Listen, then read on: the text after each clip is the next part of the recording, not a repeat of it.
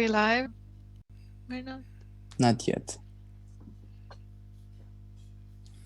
All right, we should be live now. Let's give it a few minutes so we can see if everything is working fine. Mhm. Yeah, I can see it on my phone. Um, yeah, I can see it from my computer. Yeah, I can Nice. see it now. We're live. All right, we're live. Great. Great. All right. So let's just start off with some chit chat and some small talk. How's everyone today? It was a Great. really busy day. Yeah. Busy day? Okay. Anybody else? Yeah, I'm feeling pretty good. It was a busy day for me as well. I had a lot of stuff today. Mm-hmm. Also for me, it was a beautiful remote working day, like business as usual. Yeah. I know it's really Oh, nice outside. I'm kind of yeah, jealous because you live like in like the countryside, so it's easier for you to like walk outside, whereas I live in an apartment in the middle of the city. yes. And you literally get fined if you go outside in the park. Yeah, it sucks. All Yeah. right, so let's go ahead and just get this started. So, hello and welcome everyone. Thank you for attending our panel discussion. Feel free to join the discussion by leaving a comment on YouTube or go to slido.com and put in the code. What was the code? 9 92. something. Can you double? Do you have it handy? 95246. Yes. So go to slido.com and put the code 95246. Can you also state that in the description of the live video? Yeah. It should be That would be in there nice. already. Okay, but I don't see it. Here, I'll make this easy for everyone since my screen is what's being shared. Slido.com, code 95246. Yeah, but you'd have to leave it on the screen for the persons who join in later, right?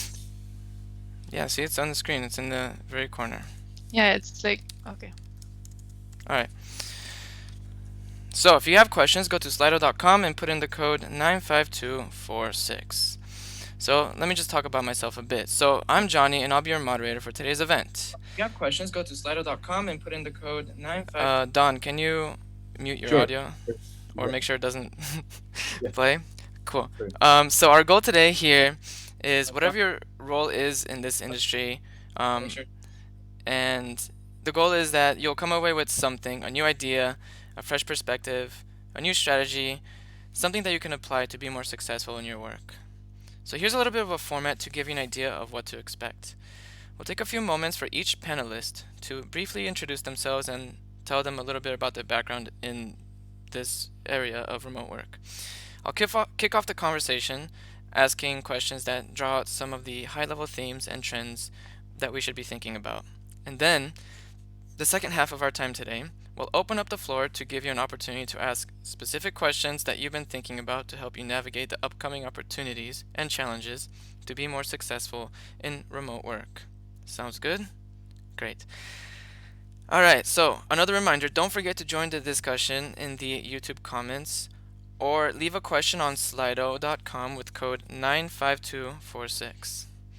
All right, so Yunus, your video turned off for a second. Okay, let's start the discussion with some introductions. I'll introduce myself a little bit, and then we'll go around and introduce ourselves. So, like I said, I'm Johnny, and I am also a remote worker. I teach English online, and I'm building a brand called Lesson Speak, where I'm trying to help other teachers also teach online. I've been working remotely for about 2 years, and I do so from home usually, sometimes at a co-working space, depending on the kind of work I need done. Cool. All right, Yunus, do you want to go next? Yeah, sure. So I work as an online marketer since 3 years ago. I had a really interesting journey which was full of challenges, and I always wanted to work remote, and this is what I did. It is a little bit challenging, but it's actually worth it. Okay, and how long have you been working remotely?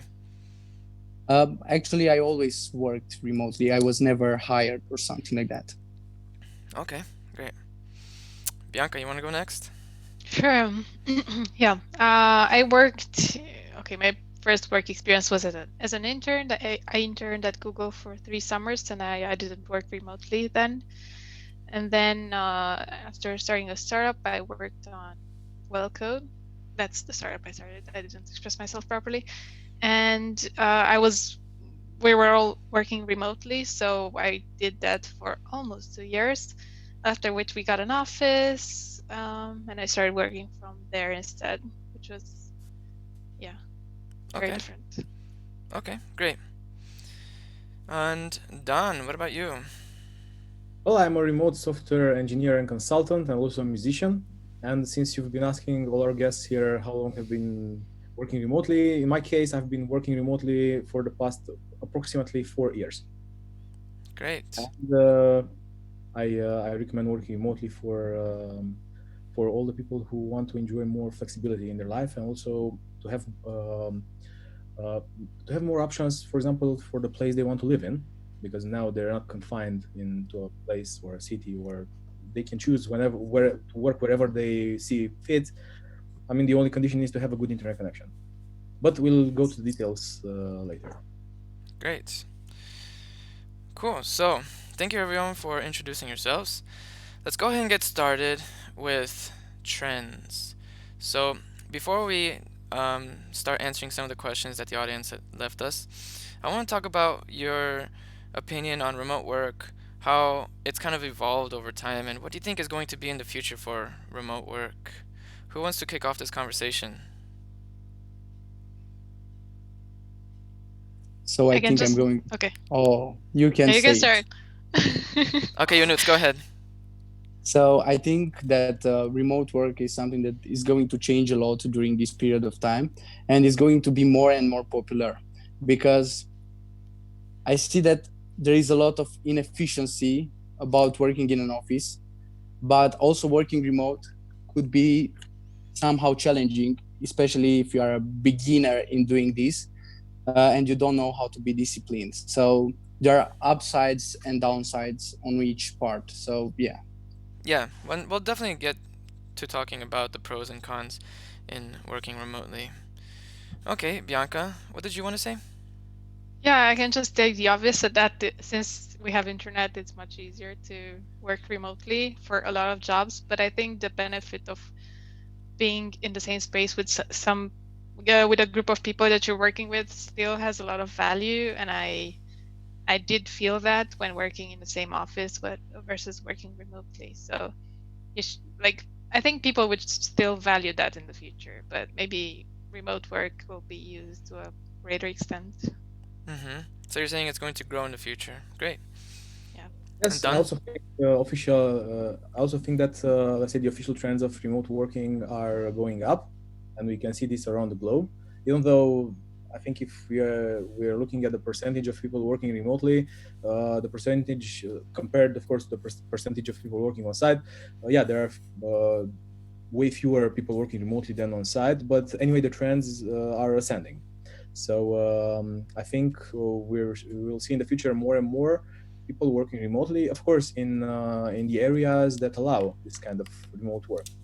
For example, if you work in an industrial platform, then of course you can't work remotely because you depend on the physical infrastructure there.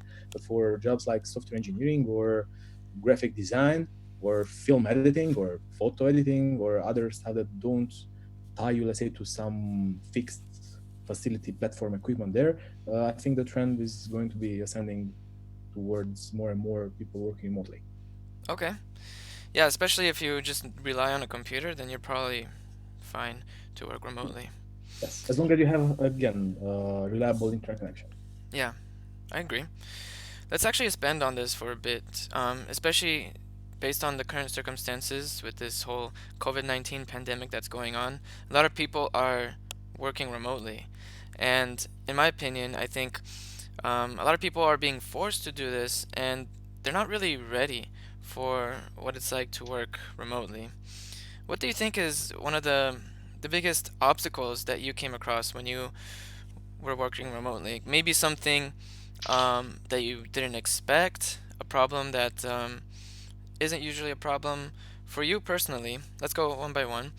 What do you think was your biggest unexpected obstacle when you work remotely? Let's go ahead and start with Yunus.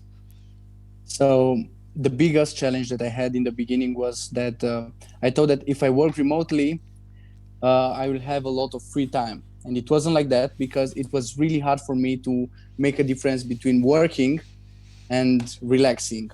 And I usually, especially in the beginning, I used to work until 2, 3 a.m. in the morning, and it was really, really tiring for me. And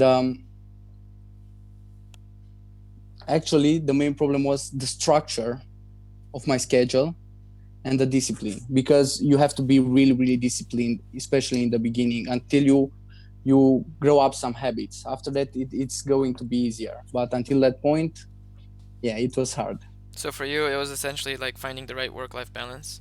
Yeah, Okay. and sometimes I'm still struggling with this. Yeah. I think I know what you're talking about. Okay. Bianca, what about you? I think I agree with what Yunus said. I also have struggled with that, working from morning to evening and not knowing where to draw the line. And also, given that I was working from home, my bedroom was the office, and I would isolate myself in the bedroom. So the rest of the people living with me, like my grandma or my sister, were like, "Are you still here?" I didn't really interact with them because I made a habit of staying in my room, which is, yeah, not great. Mm-hmm. Did you find it difficult to be productive if you only worked from your room? Um, I don't know if it was from working in my room specifically. I didn't see a connection between my sleep patterns and the fact that I was working near my bed. I also worked from my desk, so I tried to separate my work environment from my sleep a bit. But I mean, it's just that I didn't know how to schedule my work sessions versus my breaks in the beginning, and it was pretty frustrating, stressful. I don't know. Mm-hmm. That's good. I mean, you found your balance now, would you say, right? I think so, yeah, mostly. Okay. How about you, Dan? What kind of unexpected obstacles did you come across? Well, first of all, I agree with what Yunus and Bianca said, and those are, let's say, common pitfalls of working remotely, and all people who start working remotely should be aware not to fall into those. But also there are some others. In my case, I was helped a lot by the fact that before I transitioned to working remotely, I read a great book that I also recommend to all our audience here. It's called "Remote Office Not Required." It's a book by David Heinemeier Hansen and Jason Fried. And in this book, lots of pitfalls, common pitfalls of remote working are described, and it helped me a lot because even though I sometimes, of course, I was tempted to fall into them. For example, like working too much or um, not separating properly the working mode and the leisure mode inside the house. But when I saw that I was going, let's say, to that pit, I remember, oh, but I read that in the book. I shouldn't fall in that because that's wrong. So then that stopped me. So I didn't experience those pitfalls, even though I would have if I didn't read the book, in my opinion. But my worst unexpected thing that happened was the lack of a steady project flow. So I ended up with lots of people asking for my help and proposing lots of potential projects while I was working at the project. So I had to turn them off.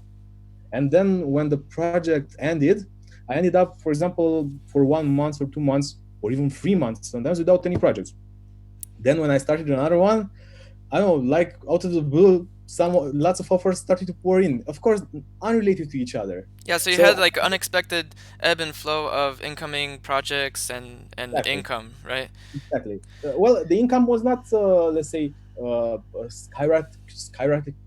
skyrocketing because I had lots of offers. Because of course I had to turn them down Yeah. because you only have, let's say, 8 working hours a day. So I was already engaged full time. So even though I was sorry I had to turn them down, I had to. And then when I searched for projects, I sometimes didn't find them right away. So this steady flow of projects the biggest unexpected problem for me.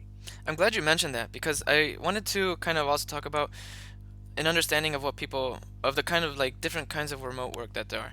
When people say that they're working remotely, there's different kinds, and some offer you more flexibility than other ones. And the top three that I can think of is full-time remote work, freelance remote work, and contract remote work. And if you were to kind of categorize yourself into the type of remote work that you usually do, like what kind do you would you kind of put yourself? What bucket would you put yourself in? Done? In my opinion, I prefer the full-time remote arrangement because again it offers a more steady amount of work for you. But I've also done contract-based work. But if I so I'm open for both, even like part-time. But if I'm to choose, for example, from three offers, I would choose the full-time remote work. Of course, like if the technology and the project is right. So given, like, let's say for example, all of them would be equal instead of in terms of technology and project and so on, I would choose the full-time one. This is what Yeah, is so you current. choose the full time. I think it's interesting that you say that because you're significantly older than the rest of us. We're in our 20s and you're how old are you again, Well, by the way? I'm also in my close to 20s, 34. So I'm closer to the 20s than to the 40s. So That is true. But you are older, so I mean, you yes, also have like a family and that sort of stuff. So for you, it's more appealing for you to have a steady income stream and comfort in order to of course, support your because family.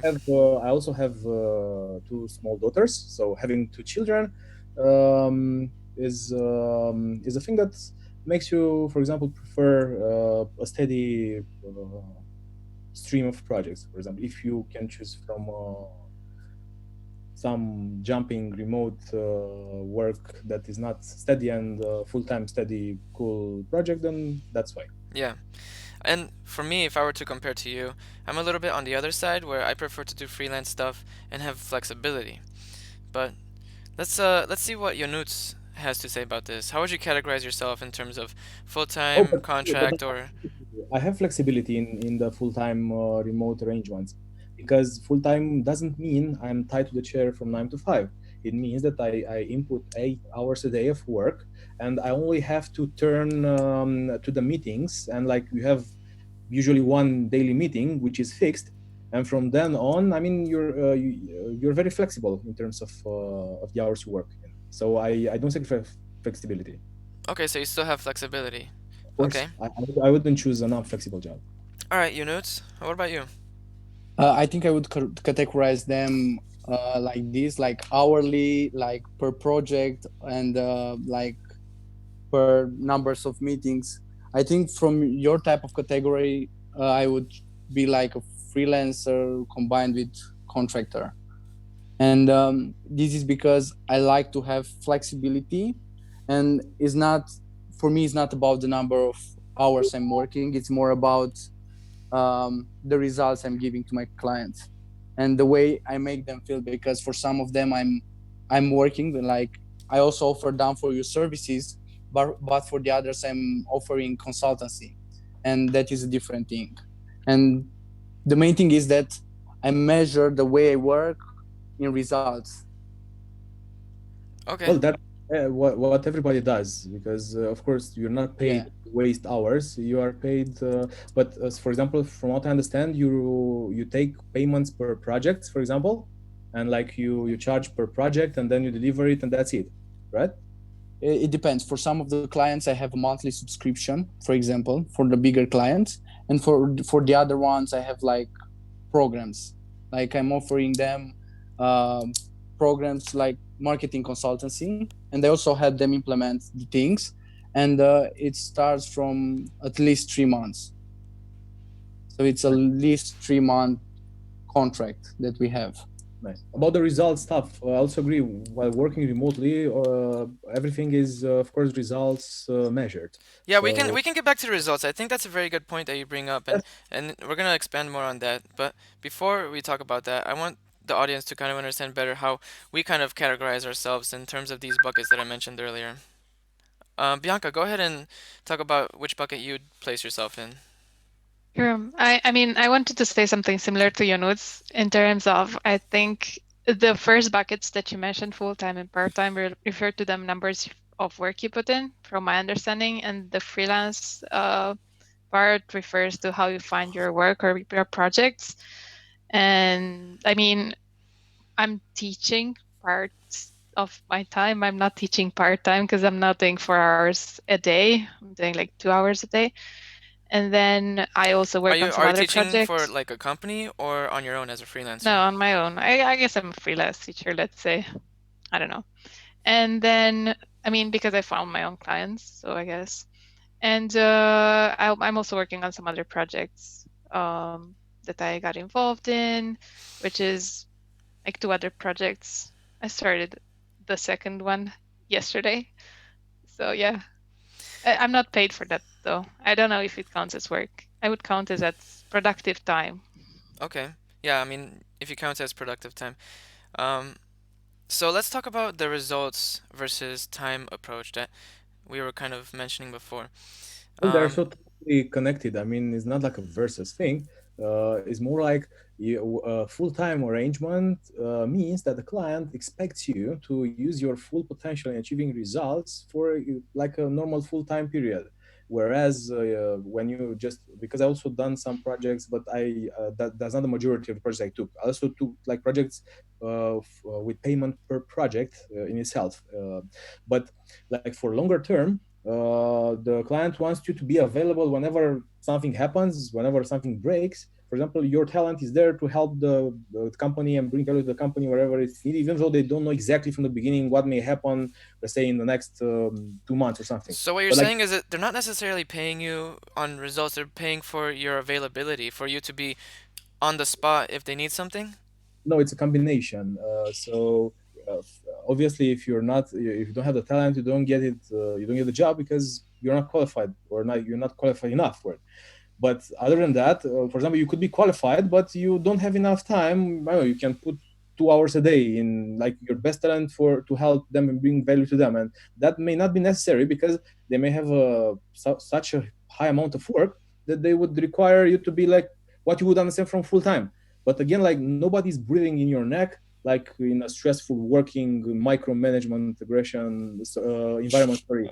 Well, that depends. I've heard of some terrible stories of people recording or having to install software that records their screens and stuff. I heard about those jobs as well, but I always refused them, so I never took such a job. So yeah, I know they exist, but that's definitely not the type of full time remote working that I'm talking about. Yeah, I think your notes also wanted to say something about these two. I mean, this comparison between like the results driven versus the time. Like you said, Don, it's not like a versus thing. So, what did Yeah, you want? What did you want to say about this, your notes? I wanted to say that it's is I think it's not fair to categorize things like this. I think there are two types of remote workers: the one that are employed in a company but they work remote, and the ones that are like the contractors and the freelancer. I think they're somehow in the same bucket, and it's it is about the number. For some of them, it is about the number of hours that they are working, but as a freelancer, as a remote worker, you have to sell the results. Yeah, sure, yeah, you do Yeah, because otherwise, if you don't get results, you're gonna lose clients and you're not gonna find new clients. that's exactly. But But something else I not just thought of now. What about stakeholders? How do they play a part into this kind of comparison between, you know, hourly versus action, results driven? what do you mean by stakeholders? Maybe someone that owns a percentage in a company where they don't necessarily need to make, um, they don't need to deliver results, but rather they need to make decisions. So it's not necessarily the success of the company doesn't depend on the amount of time they put in, but it depends more on the right decisions. But I didn't understand the idea. Like the partner is like your client, or the partner as your partner as a remote worker. I think what I'm trying to say is like their input into their work, right? Into a job or something like that, into a certain company. Um, but I didn't give a chance for Bianca to speak about this results driven versus hourly work. Did you want to say anything about it? Results driven. Yeah. I think generally I'm more inclined to do results driven projects. Like even I think in the past I've been drawn to that, but teaching is like I'm doing it for hour as an hourly work. I just think that's the best thing right now. So I don't know. It's like both. Depends on the case, on the situation. Gotcha. Okay, let's switch gears a little bit now, because before we started this live stream, I got a lot of questions that had to do with how do you stay motivated? How do you stay disciplined? How do you get work done? How do you balance your time between work and, in some cases, school and work and life and that sort of stuff? So, before we kind of dig deep into certain specific things that anyone does, do you guys want to give any sort of general advice? Some little quick snippets that maybe we can expand on later? About how you can stay productive while working remote. How to stay productive and motivated? I think for me, one of the best things is to have a daily structure and to have really well established habits, because otherwise everything that is coming from outside, like every emergency, is going to destroy your schedule and your workflow. And I think that's the most important thing for me, one of the most important things for me. So for you, it's having a structure and building good habits. Okay. Yeah. What about you, Don? Well, in my opinion, the motivation for which you go, for example, in a on-site office job, is like the same motivation that you have if you work remotely. So the motivation in itself, in my opinion, doesn't change if you work remotely or you work on site.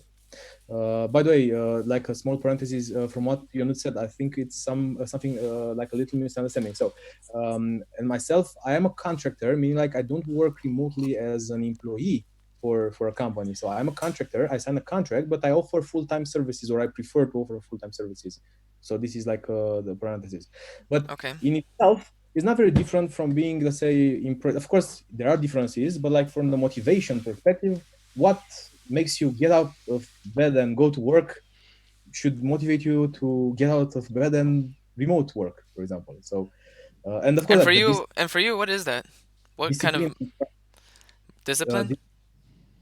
so discipline and prioritization, of course, are essential skills, but also like these are again should be applied also in a on-site work office environment, because as you know, in an office environment there are lots of distractions, and you may end up losing 3/4 of the day doing things that are non-essential and like time consumers there, and you don't achieve the most important tasks that you should have. So, but again, these are common pitfalls.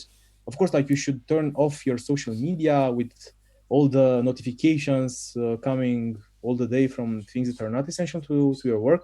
So, in my opinion, Okay. you should Okay. limit social media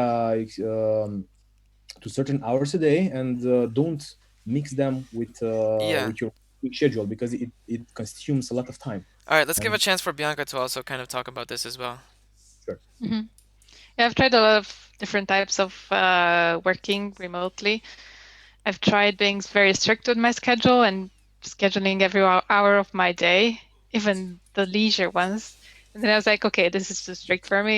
I've tried to give maybe more flexibility, but then it was too much flexibility. And as Arnold said, I got like carried around by different emergency that arrived. And what I'm doing right now is I plan what have the things that I want to do at a fixed time, and maybe a few others, like maybe one or two others. But generally, I leave a lot of space for whatever I want to do at the time, which means that maybe I want to relax, maybe I want to work, but I don't want to be as strict because I want to feel like I'm in control of my time and I'm not being pushed around by a schedule. Sort of like, I think that works for me best. Yeah, makes sense. It sounds like everyone kind of has their own system. And I also kind of have my own system where I have a calendar where I schedule in meetings or things I need to do that are really time sensitive. But I also have a to-do list that I call a mental clarity list where I add stuff when I think about it so that I don't have to think about it anymore. And when I have a big chunk of time when I can do something, I address that. So do you guys use any sort of tools that help you stay on track with your goals? And if so, what are they? Like I just mentioned, I use Google Calendar and Google Keep. What about you, Bianca? We'll start with you with the tools that you use.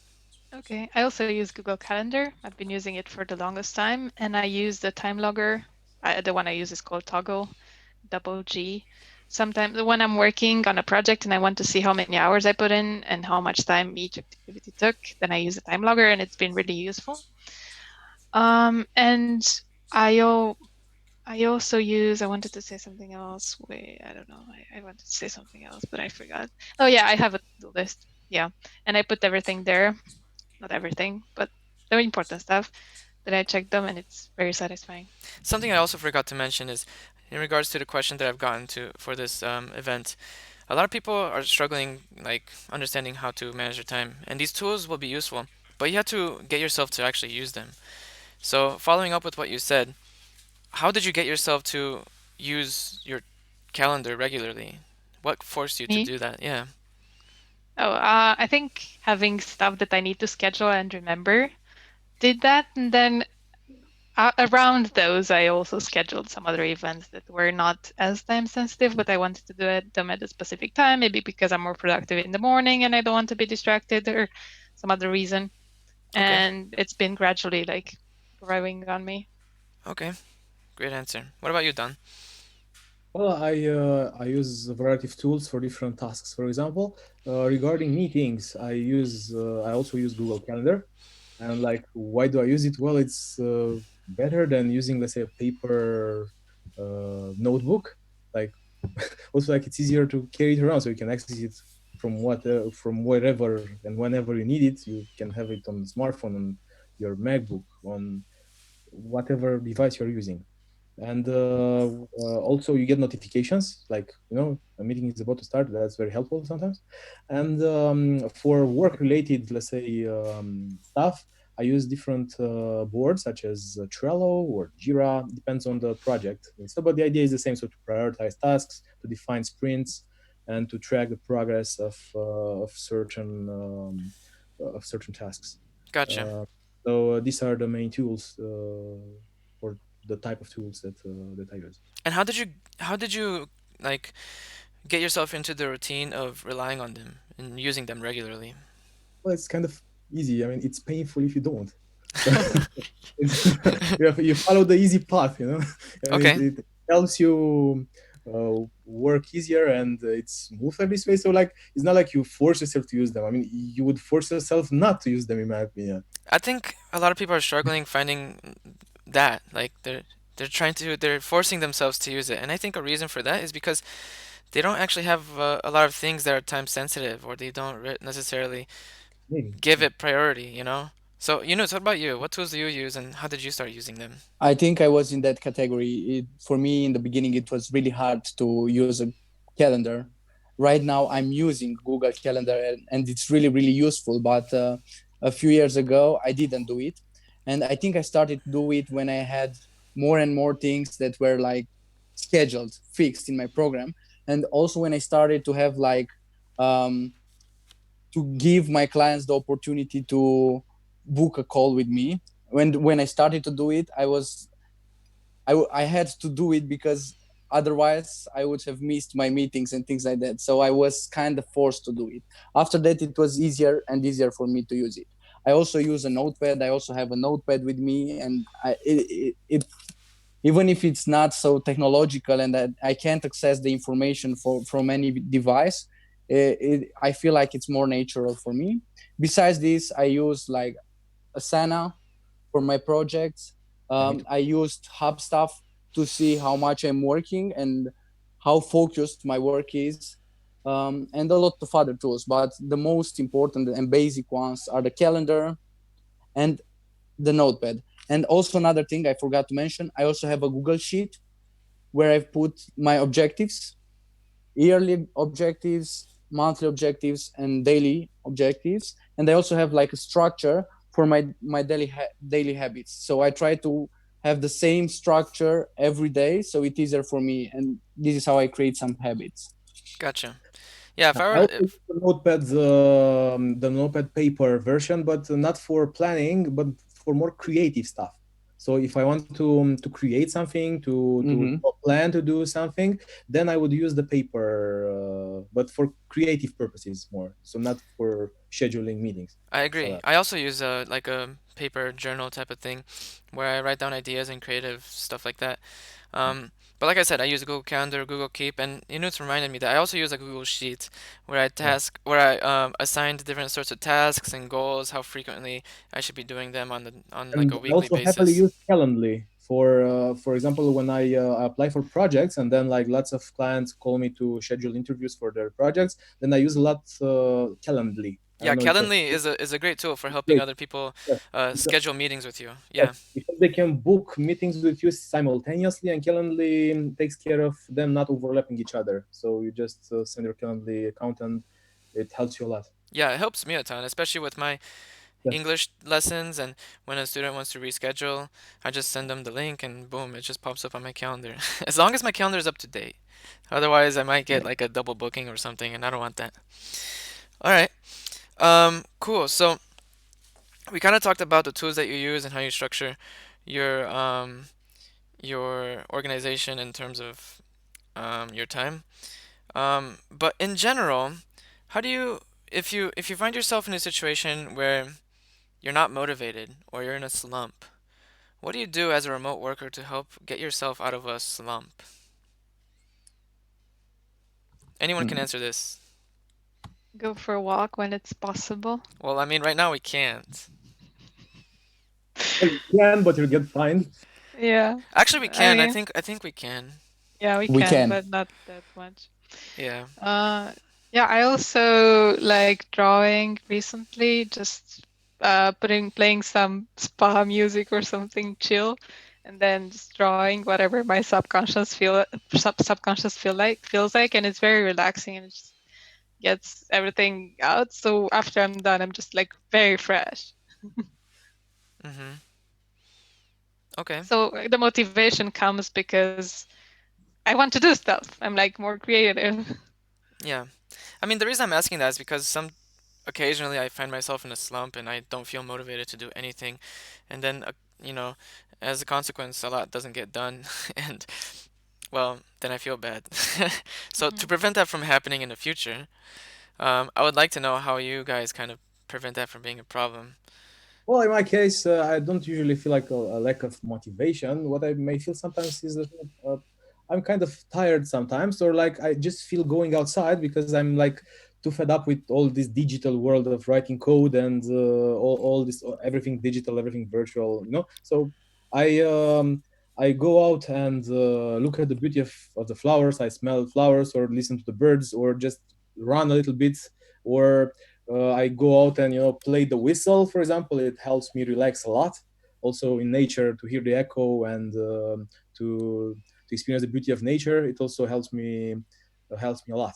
So, but it's not like a lack of motivation. It's more like you feel um, that you miss nature, and you just go and recharge your batteries, and then you return and also write So, the code and finish the project. do you think there's some sort of association with like not being motivated and missing out on this nature that you're missing?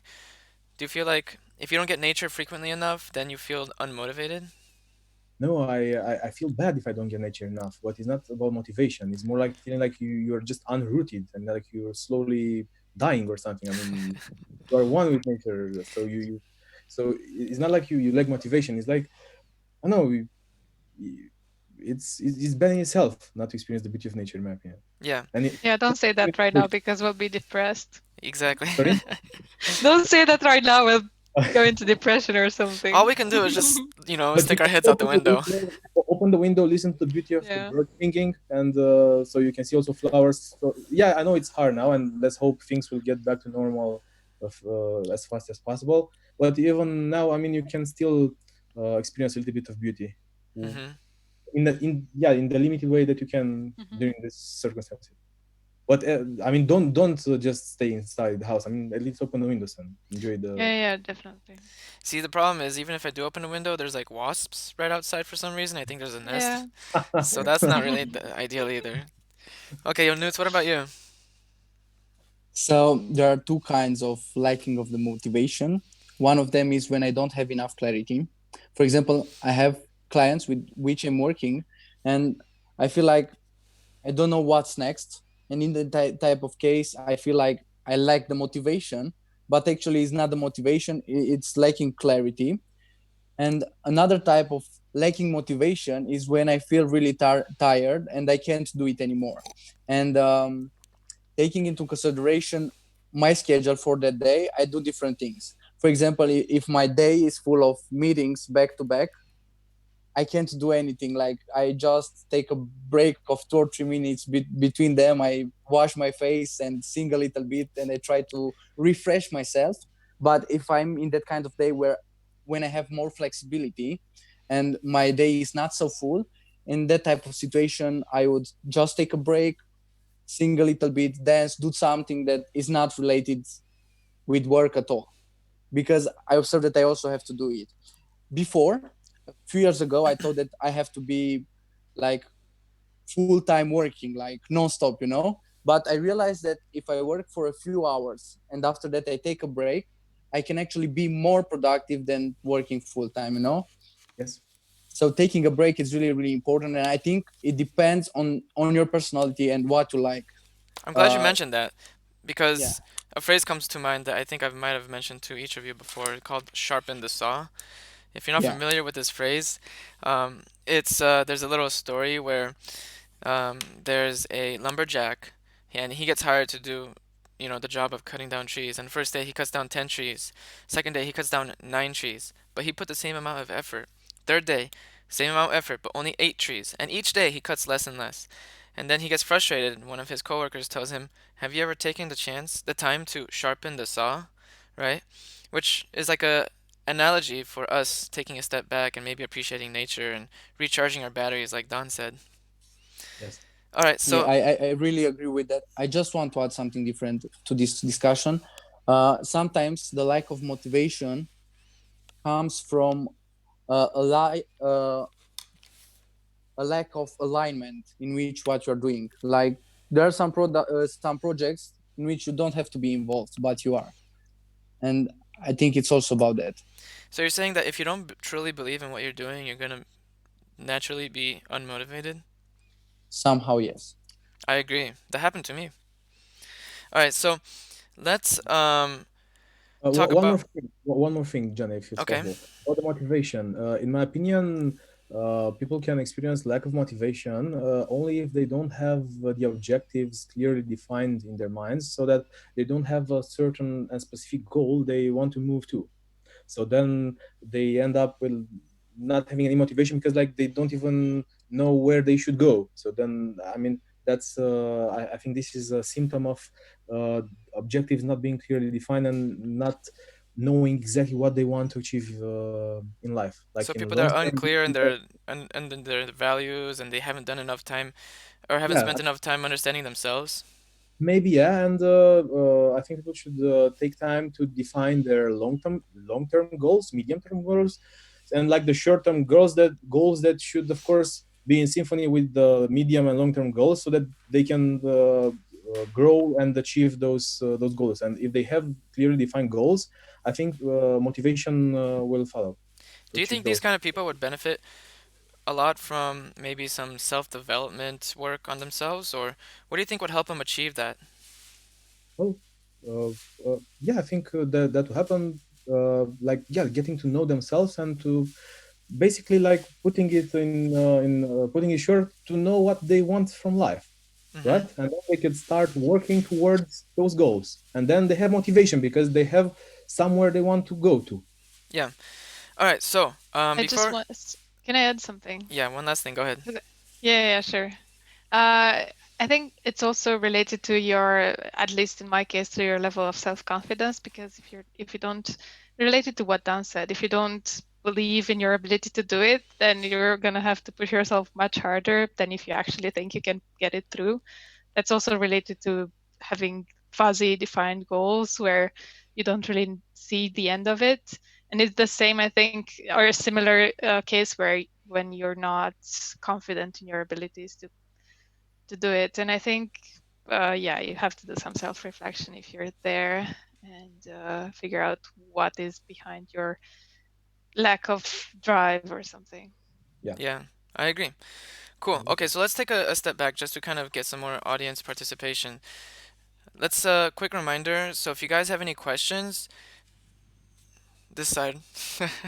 Questions are right here, Slido. I don't think the panel members can see what I'm pointing to, but there's a notepad right here. Questions, slido.com, code 95246. And I'm going to enable a live poll. We're going to, after you guys put in your submissions, we're going to talk about your results for the results for this question, which is, what would you say is the biggest pro to working remotely? I just enabled the live poll, so go ahead and access the polls here on Slido and cast your vote. And we're gonna come back to this, the results, and discuss that. In the meantime, we're going to discuss our biggest pros to remote work. For me, if I were to start, the biggest pro is flexibility, both time and location. Who wants to go next? Well, I I can think start for if you me, want. Or okay, oh, you go. Go ahead, units. Go ahead, units. I think for me it's also about having flexibility, and it feels like I have more freedom to influence the level of my income somehow, because I feel like if I work more efficient, I will be paid more, and which is what I want compared with a normal job, you know? Okay. I also want to describe it as freedom, but freedom in the sense that nobody tells me what to do right now, and I can choose for myself. So it gives me much more responsibility, and I can improve on a personal level because I'm in line with what I'm doing. I'm not guiding myself by what other people tell me to do, but I'm actually choosing to do the things that I'm doing at any given point. And I can also choose to cook, which is nice. And I can also choose to work extra, and I can also choose to sleep. But if I choose to work extra, it's because I want to work extra, not because somebody told me so. Just a quick update. So we actually have 4 votes so far. Keep on voting, guys. Oh, Done. great. What about you? What's your biggest pro? For me, the biggest pro is the fact that together with my family, so my wife and 2 children, we are free to live where we feel like living, and we're not confined to a city or another just because there is our source of income via, for example, a job at some offices. And this is the biggest pro for us. Our children are very happy here in the countryside, and we are free to live where we want to live. This is the biggest pro for us. And after that comes from the professional point of view. I can experience much more interesting projects because now I'm on the global market. I get to work with people from all around the world, and the projects are very challenging and very interesting. And for me, it's also a level up here, and so I also like it a lot professionally. And personally, I mean, I'm so happy that I can, for example, at noon I can play with my children in the garden. So this is my lunch break there. I can also go and rehearse at the whistle, and my wife sings vocally. So we have Play Will No music band together. We also had time to record professionally in the studio some Romanian traditional folklore, also film music videos because we live in a beautiful mountain area, and so this is a big plus again. And and there can be many more, but like we can also leave the others to continue. But I mean, it's great working remotely. Yeah. Go ahead. So before we move on, I mean, we're going to talk about cons as well. But before we move on, I'm going to close the voting now. We got a handful of votes. And I'm going to take a look at the results and read it out for you. So, the number one result, 60% of voters said working from anywhere, 40% said flexible schedule, and 0 said time with family. So, there were only 3 options. There was only those 3 options.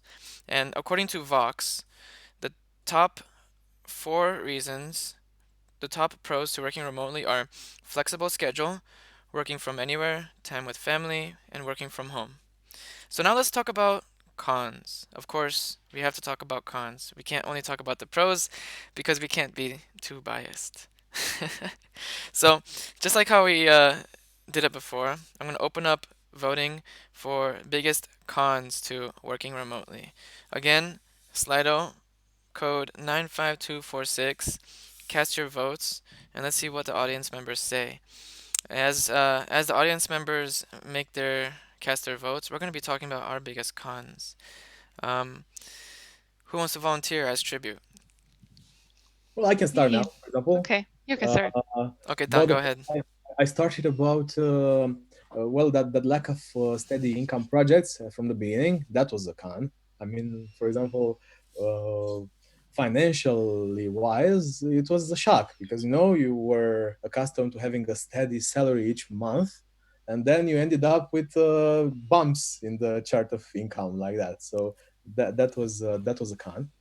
Also, another con is the fact that if you don't know how to filter the projects correctly in the beginning, you may end up with clients that are not good for you. For example, clients that don't know exactly what they want to achieve for that project. So then you may end up, for example, signing for I don't know two weeks short term project, but actually the client needs some big platform that normally you would do it in 2 months or something. But like because you didn't discuss all the details correctly from the beginning, they may end up giving you a bad review on some platform because you didn't achieve. But I mean, that's not achievable in two weeks. And then you need to be very careful to choose projects that are good for you.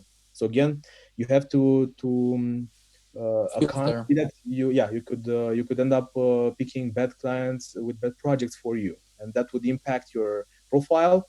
So then you end up impact with a bad impact upon say future projects.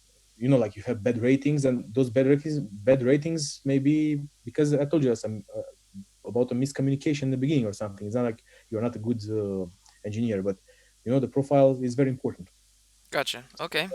And uh, another one, what I would say, um, I feel like when you work a lot with the same team, like in a long-term project, it's good that we have, for example, an annual getaway that you can all meet in person, so that it helps building the team spirit. So even though you work remotely, it's very important to meet physically at least once a year, because another kind would be that people may feel very distanced, and it's good to have, let's say, a closer connection. Yeah, you named quite a bit there. That gives the audience a lot to choose from. I mean, they only have a select number of options to choose from. But let's let Bianca talk about her biggest cons. Yeah. Yeah, I think it's I'm gonna be brief. I think it's much more difficult to lead a team if you're a team leader. It's way more difficult if you're talking asynchronously with them, and especially if you don't have much experience in doing that. You're like, okay, so I'm giving the person the task, they should do it, right? But they're not where you are. You don't know how they're feeling, what they're doing. Maybe you don't know them very well. You're gonna end up having deadlines missed and stuff like that. And that can happen less in an office, from what I've seen, but also from getting more experience with managing teams, I guess. But that's one of the biggest cons I noticed. And yeah, as I said, the lack of balance that you have, and the lack of, I mean, if you can start getting lazy and getting at a late time every day, and so getting the bad habits. I used like at some point I was like very happy because I was working from home and I can cook for myself. Then I spent a lot of time cooking and not working. So I was like, okay, I have to cook some like set aside time for cooking and not cook that often. Yeah, but cooking is not So like the worst bad I habit. mean, it's not, but So you can start I a don't have YouTube many bad show habits. about I'm kidding. yeah. Yeah, it's just easier to get into unproductive habits, let's say, and rather Yeah. than being at work at the office, you can't sleep there. I mean, sometimes you can, but Mm-hmm. Okay, what about you, Yunuts? So the first one is social isolating. Sometimes when you work a lot, you tend to like isolate yourself from other people. Another thing is the discipline. If you're not disciplined enough, you will feel it. Yeah, like you will really feel it in your income. So this is a con and a pro in the same time. Something else is that you are you have more responsibility, which is again a pro and a con. I think a lot of things related to remote work are a pro and a con in the same time. You receive the power, but you also receive the responsibility to do the things in the right way. Makes me think of Spider-Man, when Yeah, um yeah, I was thinking about the same thing. Yeah, what's the character's name that says that? Uncle what? the network, rețeaua. No, no, no. Really? What? No, in Spider-Man, I forget Yeah, who says there it, was a but he says with great power comes great responsibility. yeah, there was a old lady which was called the network I in don't remember like in that. the cartoons. In the cartoons, I Okay. remember from the cartoons, not the movie. Yeah, well, I think in the movie anyway. So yeah, with great power comes great responsibility. Yeah, All right, let's talk about the results um, that people said. So, according to the audience members, before I read the results, I'm gonna read the five options that they had to choose from. So they had to choose from loneliness, distractions from work, staying motivated, unplugging from work, and collaborating slash communicating. And the number one answer was distractions from work, which got 71%. Loneliness got 14, and staying motivated got 14. The rest got 0. So let's talk about distractions from work. That's Uh, surprising for me because you have much more distractions in a crowded office where there's a chatter and buzz all the time, and people drop by your office for things that are not really important, and you get so much cut in the middle of your work. The distractions, if you're remotely, can be easily turned off if you just turn off notifications from social media during the working hours. so turn off notifications. That's your solution? And That's turn one off your cat. Turn off your cat. I don't oh, have a cat, but I can imagine. Yeah, people have dogs and cats and they come to, you know, Uh, get I don't have attention. a cat in the house, so I don't know how it is like that. But one thing, I told you about cutting off the external distractions via social media or unwanted, I don't know, calls or things like that. But also, like inside the house, I apply a rule that I also read about it online, and I applied it and it works. And it basically it says this for your wife and children. When you are into the working mode, so by the way, I have a room for working. I never mix the sleeping room, like where I sleep, with the sleep that I work, So and I your never. solution to this is turning off notifications, having a separate area for work. Exactly, and never working from bed. So because for me, it's a clear separation between working and sleeping and leisure. So uh, I don't stay. Okay, I can stay on the couch and watch a movie, for example, but I would never stay on the same couch like for leisure and code. For example. Never. Yeah, so I what you're have saying is to uh, make it very clear where you work and where you chill. Yes, and about the distractions from within the house when I close the door to my office, because I have a room. This is like what you see. This is the office from the countryside. I also have the office at Bucharest. There again, I have a room that is dedicated to working. And when I close the door, my family knows that okay, they can enter the room and tell me something only if they would call me at the office and tell me that. For example, if a pipe broke or something is really important, of course they would call me to the office and tell me that.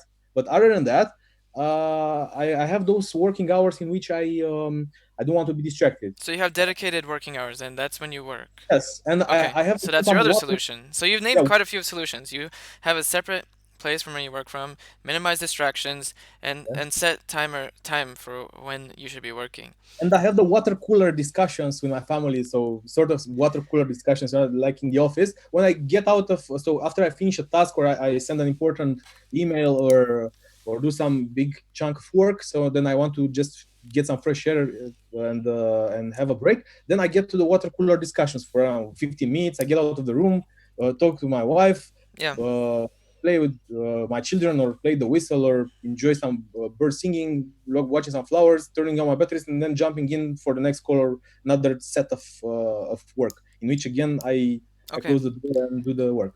Let's give the other panel members a chance to speak. Yeah. Yeah, I think it's How great about that you? you play the whistle. Yeah, it helps me Like, relax a lot. it S- sounds so serene. What about you, Bianca? What do you do to help alleviate this problem that the audience members voted, which was distractions from work? How do you make sure that's not a problem for you? Whenever I have an event in the calendar, I know that I'm gonna be doing that, so I turn off my distractions. And to be honest, I'm not really distracted by what happens around me. More recently, like I'm pretty mindful of my when my attention drifts, so I can go back to that. And I've been meditating and doing stuff to get there, and not like fully there, but getting there. And yeah, I just know that I'm gonna be working during that time, but I can be distracted when I'm not sure if I want to keep this activity going or switch to another one. So when there's this uncertainty, I'm more prone to being distracted. And when I get hungry, Yeah. because I was like, especially if I don't have food and I have to cook, and I'm like thinking about whether to cook or not. So like in the back of my mind, I have a thing with cooking, and yeah, that's the more distraction prone time. But whenever I set an event in the calendar and I know that I'm going to be doing that, I'm pretty focused. And I've been training that by meditation, by reading, by therapy, and a lot of stuff. Yeah, so lots of practice, huh? Yeah. All right, what about you, Jonuts? Dan said that it's easier to stay focused when you work remotely. Um, Sometimes it's like that, sometimes it's not. For example, I always work remotely, but I remember that I also did an internship at Laurent Suarez SAS. And when I was there, because all the members from the team were in the same office and they were working in the same time, I felt responsible to work. Like I really felt motivated, and that helped me a lot staying focused. If you're in a big office and everybody is chatting and things like that, of course you'll get distracted, but it depends on the environment.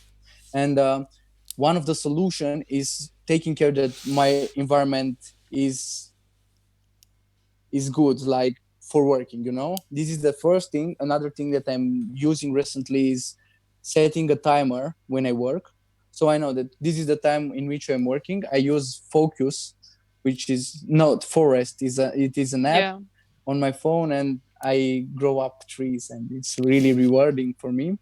And yeah, another thing is that if I have, like, if I am around a group of people, I recently I tell them that I'm working, and they shouldn't distract me in any way just for an emergency, because people think that every little thing is an emergency, and it's not like that.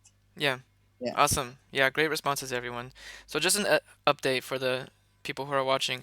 I have been reading your questions and I've been kind of answering them in regards to how I've been responding with the talking points that the panel members have been saying. But we're going to give some dedicated time near the end to some specific questions. But until then, please submit your questions here on Slido. And so far, there's only a small handful. But I wanted to elaborate more on how um, you minimize your distractions. There's two things that a lot of people that I think a lot of people don't think about. One of them is your environment and how that impacts your work and your tribe. What I mean, they kind of go hand in hand most of the time, but they don't have to. And if you're to kind of describe your tribe as a remote worker, who's your tribe? That's a good question. I mean, I can kind of start if I were to start. So it kind of the reason I said it goes hand in hand with the environment is because my tribe is essentially my environment, and I live in a co-living space where I rent out rooms on Airbnb. So I live in one bedroom and rent out the rest on Airbnb that are marketed towards digital nomads. And I have a separate room set aside just for office work. So it has desks and tables where people can work. So I often get guests that are digital nomads and who work from home. And it provides kind of a good environment. And those people kind of become my tribe for a while. But I think it's important to understand that, like, if you work remotely, like, we as humans, we need a tribe because we're tribal species. So I want to hear what the panel members have to say about your tribe. Dan. I'm really curious about your tribe. I'm assuming it's probably your family, right?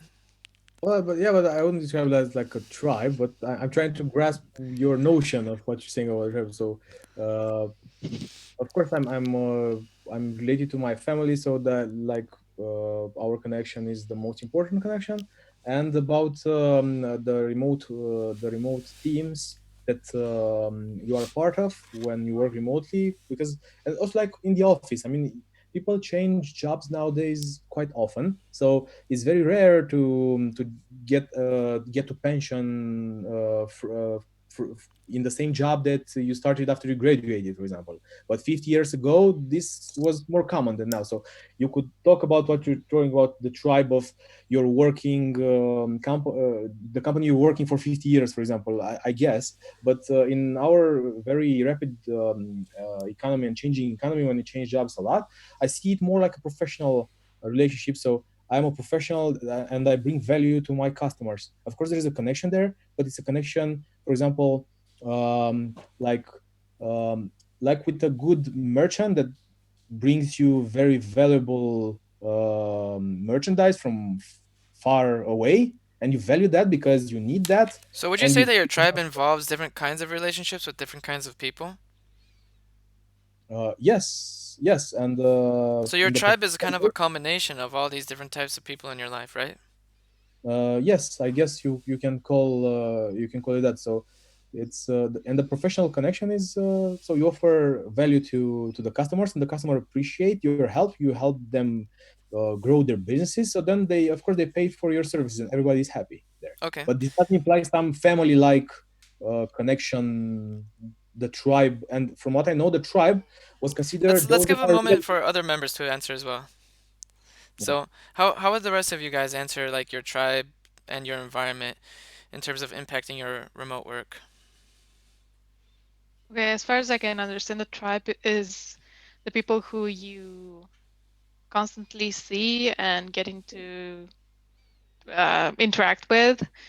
And I guess for me, it's, I don't know, I don't remember what it was like before the lockdown.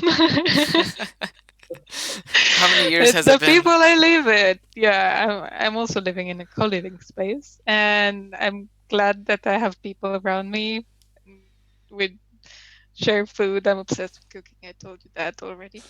We share food, and we play games, and we talk about stuff that's going on in the world. So they're like my tribe, and having people around who work and who have good habits kind of help me have good habits. So that's very useful. And yeah, my tribe is the people I live with. Before the lockdown, I used to go visit my family, but I wouldn't necessarily call them my tribe in your definition because I wasn't living with them. Yeah, but you were exposed to I them. You don't know. spent time with them, right? Yeah, I was. I Yeah. guess. Yeah. So they were influencing you in one way or another. What about your Yeah, but what? notes?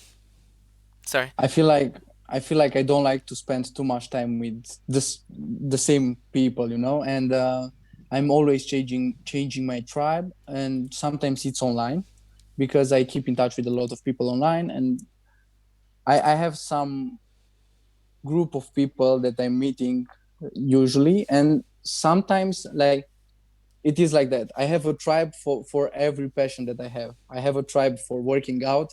I have a tribe for being productive. I have a tribe for business things. I have a tribe for everything, and I'm switching from one to another. I That's really don't have interesting. like an How did actual you learn to tribe. do that? Or how did you see things in that way? Was it a book you read? No, it was like that. When I was in high school, I started to lose weight because before that I was really fat, and I started working out, and it was hard for me to find people that have the same passion. So I tried to develop a tribe for that, and I built a sport community. After that, I realized that I'm passionate about entrepreneurship and business and things like that, and it was really hard for me to find people in my environments that are passionate about the same thing. So I built a community around that. And it goes like that for everything in my life, you know? Interesting. I really like that response. Cool. So, we have about 20 minutes left for this panel discussion, and I want to give some time now for the questions from the audience.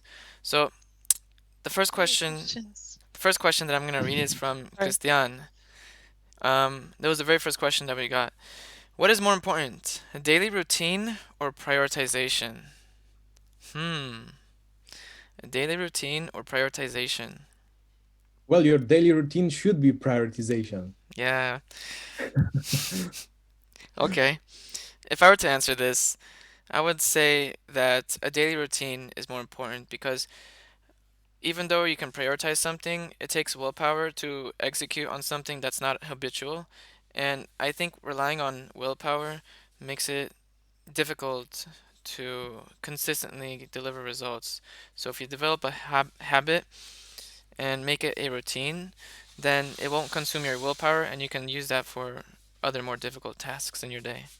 Who else wants to answer? I Me. okay. I just want to say that it's like, what is more important, eating or breathing? I mean, you have to combine them, you know? If you have a habit but you don't prioritize, you'll find yourself in a place where you work, you do things, but you don't reach an actual result. If you prioritize without having a daily structure, without having habits, it's like you said, it will take a lot of willpower and it will be really hard to achieve those things. So I think we should mix them together. It's not black or white, it's gray, you know? Yeah, makes sense. Hmm. Bianca, I Without what agree did with. you want to say? prioritization, you are always busy without achieving. So you should prioritize. Yeah. Yeah, I Oh, agree with what Yunus said. I think I was going to say, I'm gonna. I'm usually. I usually start with prioritization first, and then build habits. Or not habits, but like build a schedule around that or a structure, so that the structure or the habits reflect my priorities, basically. okay, I agree. cool. So, great question from Christian. We're gonna go down and answer a few more. But like I said, submit more questions here so we have a bigger selection, a bigger pool of good questions to choose from. The next question is from Roberta. How can you discipline yourself? Like, how can you make your brain understand that you gotta do what you gotta do and stop procrastinating? I think this question is fairly similar to the first one that Christian asked. But how do you maintain a high level of discipline in your life? And I think as a remote worker, this is especially important because the um, the effect of your co-workers being around you, being in that sort of environment, doesn't really exist. So you have to maintain a high level of discipline. So how do you guys do that? So as you said, I think it's a mix between prioritization and having habits. And you need to have habits because otherwise it will be really, really hard to do all the things that you want.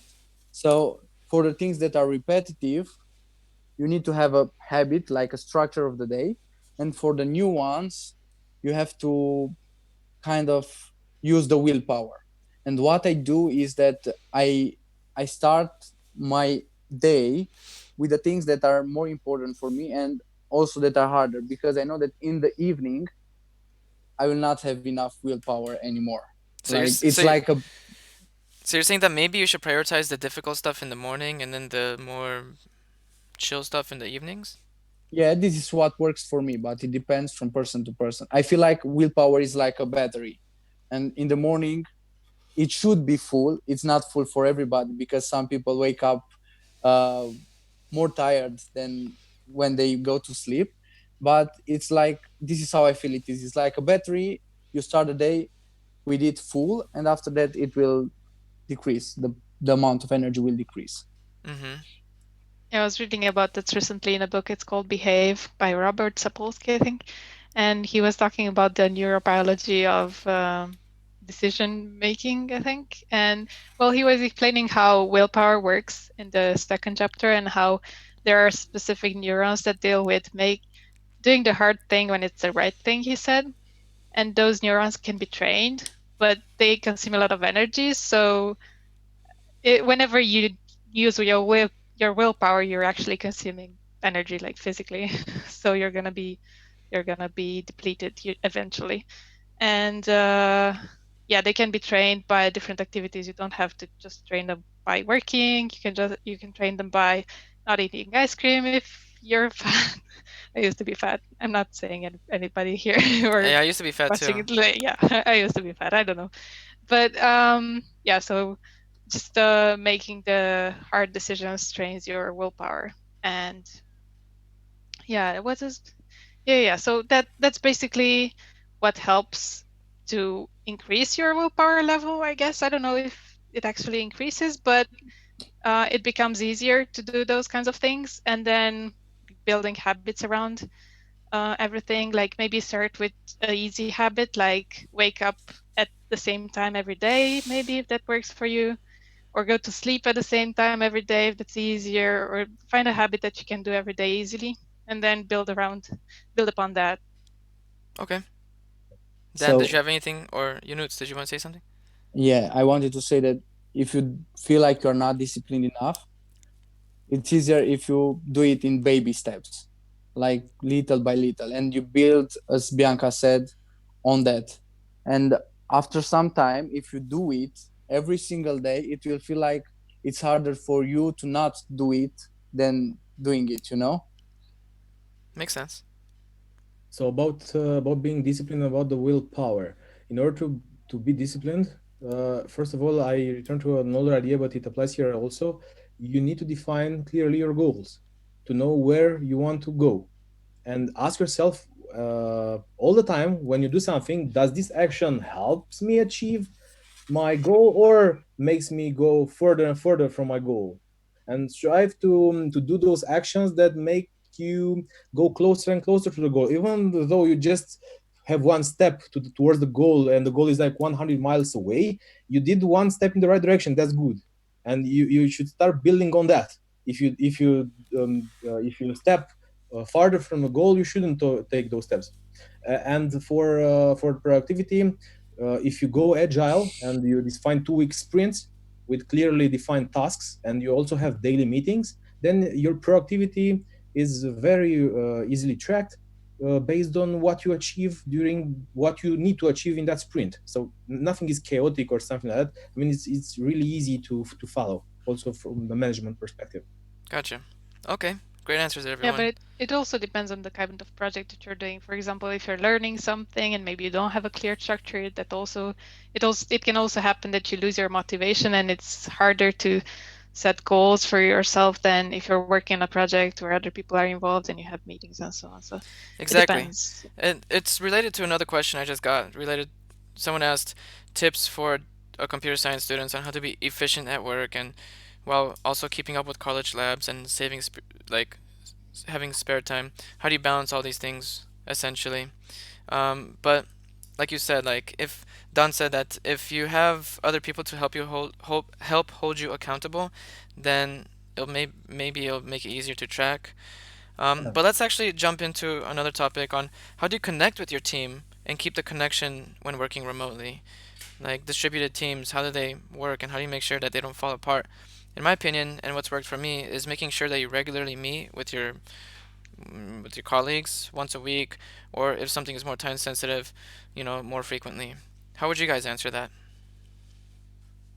So when I worked with bigger teams from abroad, we used to have daily huddles. So we met every single day for 15 minutes. That was all, but it was good enough. We set some goal for that day, and yeah, it was a good way to keep in touch. We also used Slack and some other types of messaging app. It depends on the size of the team, you know. So constant communication and regular Yeah, communication. Gotcha. Anybody Yeah. else? because Yeah, I You have think just regular video calls, Do you short think it makes a difference if calls. it's just video or if it's just audio? I it think it makes a lot does. of difference. Yeah. Yeah, I Yeah, think it does because you see that the other people. I think you are more easily held accountable if you can actually see the people and understand where they're coming from, and like if you have an inspiring leader, just hearing them talk about something and watching them get excited about it, I think makes a lot of a difference compared to just reading a message. okay. And Don, how Yes. would you answer the question? I would answer that it's very important to have the daily meeting. That's very important for both defining roles and also getting to speak to the other team members. But those should be kept short, so not to waste all the time of all the colleagues there. But I mean, 50 minutes is okay for a medium-sized team. And you can keep in touch. I told you my opinion by an annual getaway that you just meet face to face. That's very important, my opinion, for longer term jobs that are remote. And of course, you should know what channels to communication to use. For example, for instant Slack messaging or other instant messaging tool, you should use them for certain type of messages. Mails should be used in other for other types of messaging. So all these channels of communication, also like one-to-one video calls, you can also do that for with a certain team member. For and also like it's very important in my opinion to have a channel for fun so that people can share memes or some funny videos and stuff like that. So also to have that water cooler conversation thing going even though um, you are remotely. So you Yeah, should do some leisure form of community, but again, yeah, like you should spam the work well with funny videos. I mean, you should have like a channel for that. yeah, definitely. I definitely agree with that. Cool. All right, so we got another question. Do you think that short breaks, but in large quantities, can help us be more productive? If I were to answer that question, I would say it depends on the kind of work that you have to do.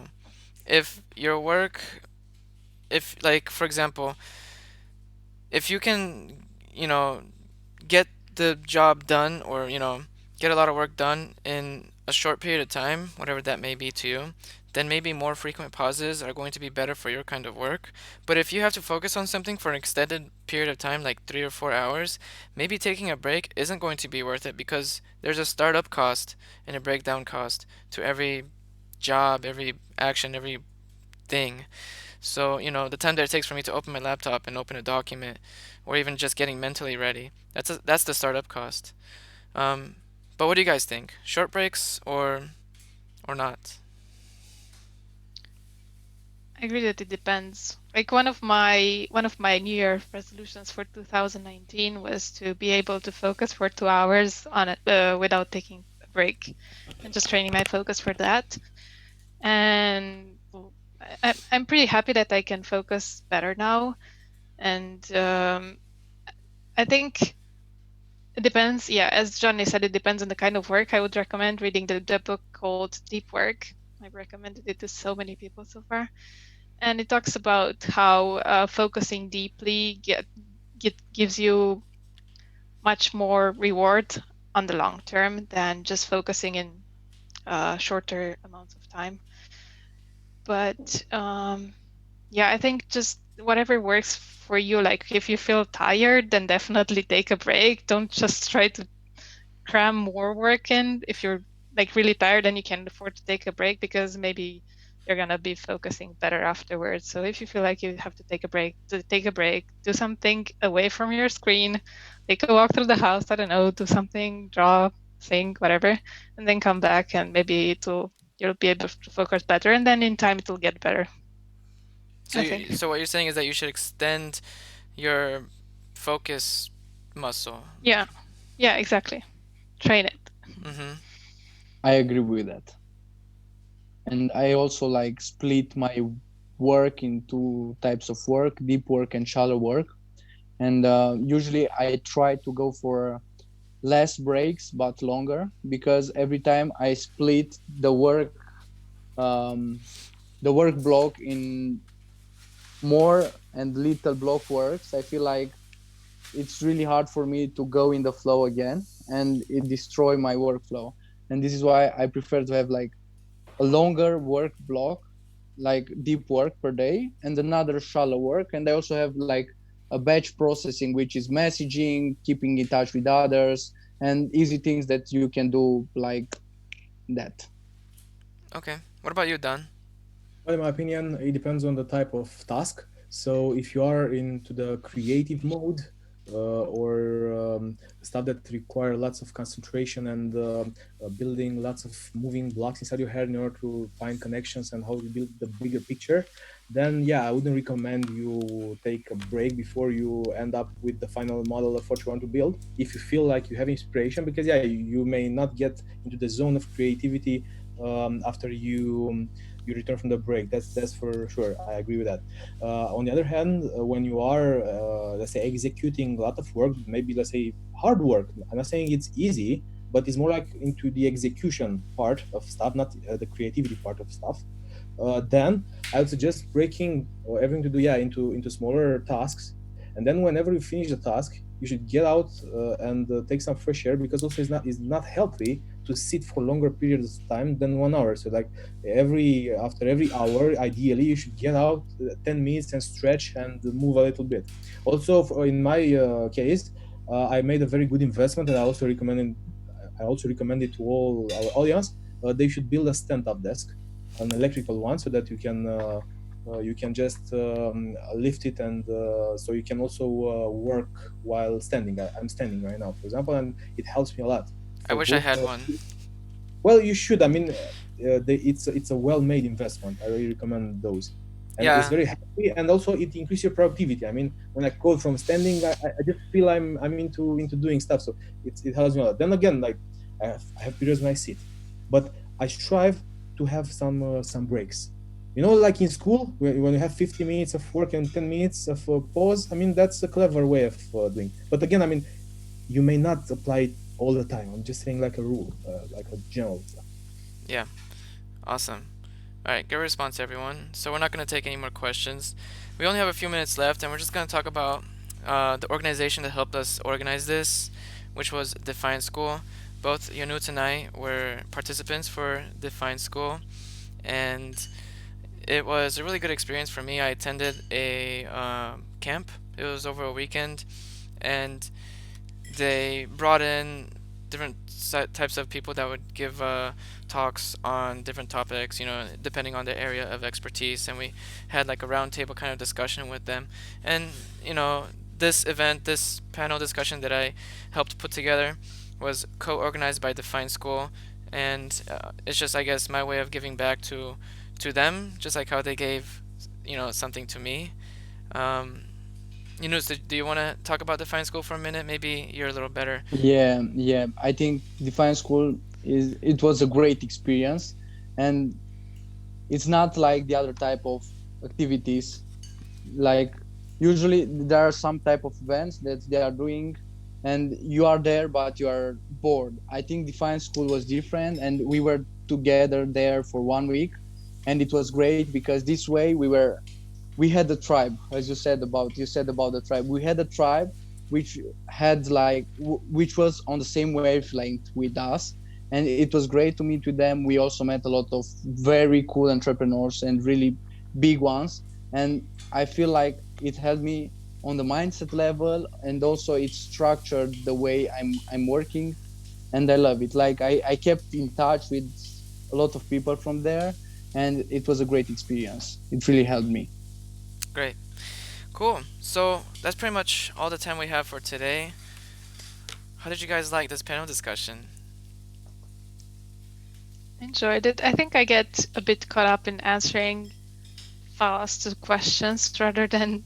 I mean, I think I'm less creative when somebody asks me a question in a meeting and just try to get over with it somehow. Oh, we got a But I comment don't from know. someone on YouTube. They said, Adelina said, thanks for everything. It was a time invested right. Oh, great. Thanks, Adelina. I'm glad. Thank you. All right. Anybody else? Yeah. Last comments? I also hope we brought value to our audience today, and we also wait for your comments, for your future comments, for us. And maybe we can also have in the future other conversations about different topics related to remote work or other interesting stuff that you would want us to talk about. So we're waiting for your comments. Yes.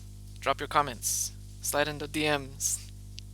Yeah, I just wanted to add something about the process of getting to be comfortable working at home and stuff. You don't have to get it right from the first try. Just practice. It'll get way better in time. Just practice. Just believe you can get there. If you're not really focusing that well, it's fine. Like we've all been there. I still struggle with focusing. Don't worry. Everybody does, I think. And it's just a process. Just be patient. Yeah. Great.